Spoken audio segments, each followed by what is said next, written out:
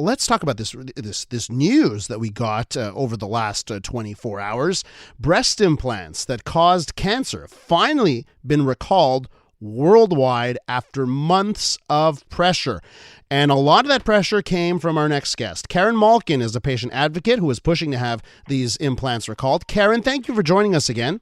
Pleasure. Great to be on for this reason. Yeah, seriously. And the last time we spoke, you're so passionate about, just what these, the ramifications of using these textured breast implants. First off, how are you feeling about this news?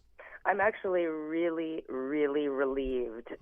It deals with one issue, which is that they're finally addressing the fact that there are concerns, and there are legitimate concerns, and repercussions for having these implants. So I'm really happy about it. I don't really care the reason why they were pulled off, although I do think that it was just all of the pressure. I know the stocks were dropping. So I feel really relieved because I was receiving calls from women even in the last, 4 or 5 months who are still having those implants put in. Jeez. So the fact that they're off the market and the doctors don't have that option is really, a relief to all the women who won't have to deal with this issue. Yeah, and let's refresh our listeners about your story. When did you get these textured breast implants, and what have you gone through as a result of them?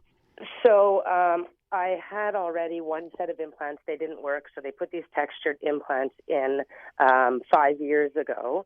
And I chose to do this surgery prophylactically because I have a high chance of breast cancer. Found out that these textured implants are known to cause cancer.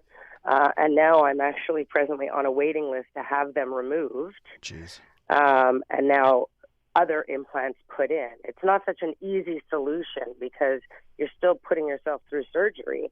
But the statistics that they have for this type of rare lymphoma are slowly on the rise because now more women are aware of it. Therefore, there's more reported cases.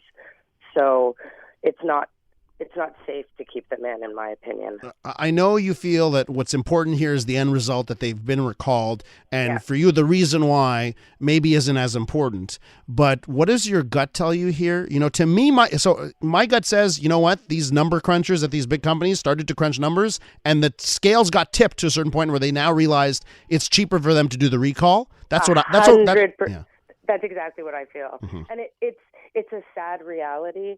I think that all of the bad publicity and them slowly being pulled off the market, I just feel that there's a way that manufacturers and, they should handle this better. If they would have addressed it, chances are they would have had a lot more, validity towards them. But I think you're right. I think they just crunched numbers and figured we're losing money. Let's just pull them off the market and we look good.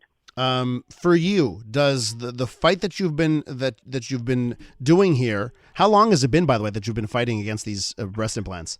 So in December, we heard that Allergan recalled these implants and expanders throughout Europe. So I've been kind of yelling loudly since then. As for you now, do you just recalibrate and change your fight to something else, or are you happy that this is over now? I'm never really completely happy because the truth is this is the first step, but now there's tons of women who are faced with the issue of what to do next. Yeah. And what do you do next? Well, I mean, it becomes almost like another challenge to have to reach out to your plastic surgeons.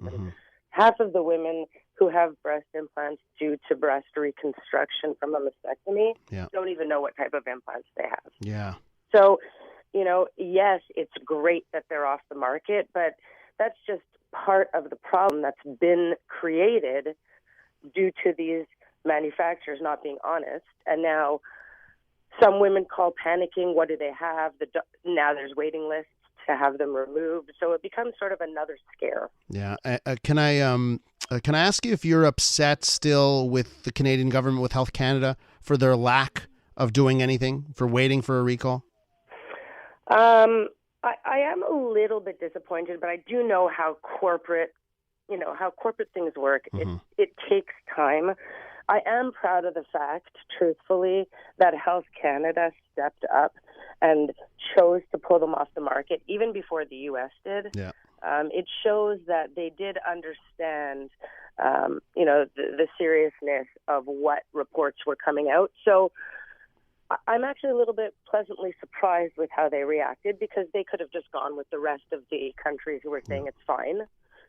So in that sense, but I think that the truth is it's the medical device industry that is, in my opinion, corrupt. They know how to work around things in order to kind of skip steps to be able to use these products in us. And I think maybe it's not necessarily Health Canada, but more the medical device industry that needs to reevaluate how they're approving their products. Karen Malkin is a patient advocate who is pushing to have these breast implants recalled. Karen, I want to thank you for joining us, and I want to wish you good health as you wait for this next operation, this next surgery.